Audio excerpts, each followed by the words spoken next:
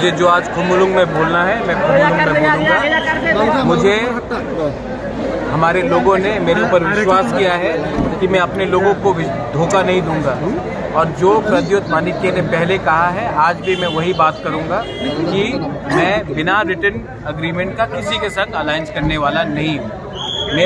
मुझे मेरे लोगों ने बनाया है, और जब तक मैं हूँ मैं अपने लोगों को धोखा नहीं दे सकता हूँ। मुझे ना कोई पोस्ट चाहिए, ना किसी पार्टी का पैसा चाहिए। मुझे अपने लोगों को अधिकार देना है, और जब तक ये अधिकार हमें नहीं मिलेगा मैं किसी के संग बात नहीं करूंगा, ना अलायंस करूंगा।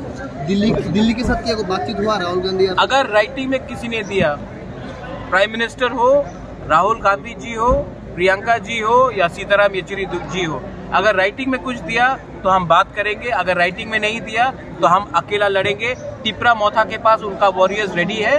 तिपरा मोथा के पास बंगालीज, तिपरासास, मुसलमान, हिंदू, क्रिश्चियन, बुद्धिस्ट सब है।